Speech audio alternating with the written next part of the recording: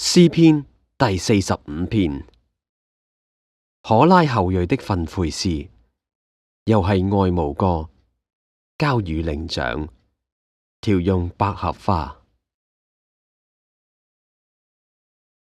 我心裏湧出美詞，我論到我為王做的事，我的舌頭是快手筆。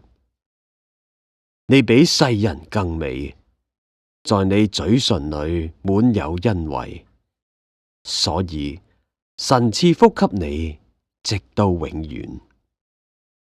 大能者啊，願你腰間佩刀，大有榮耀和威嚴，為真理、謙卑、公義，赫然坐居前往，無不得勝。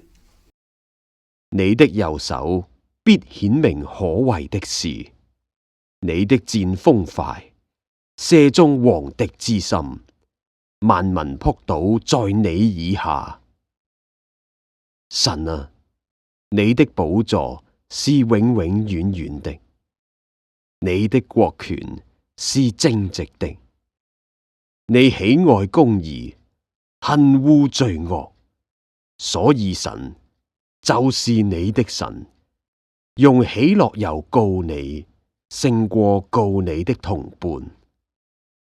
你的衣服都有沒藥、沉香、玉桂的香氣，象牙宮中有絲弦樂器的聲音，使你歡喜。有君王的女兒在你尊貴婦女之中，皇后佩戴俄斐金飾，站在你右邊。女子啊，你要聽，要想，要側耳而聽，不要紀念你的民和你的父家。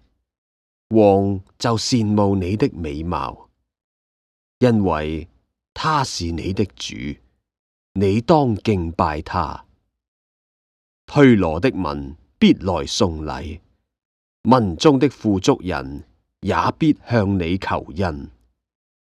王女在宮裏極其榮華，她的衣服是用金線繡的，她要穿錦繡的衣服，被引到王前，隨從她的陪伴童女也要被帶到你面前。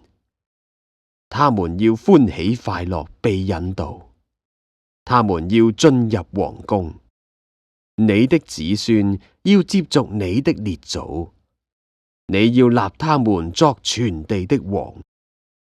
我必叫你的名被萬代紀念，所以萬民要永永遠遠稱謝你。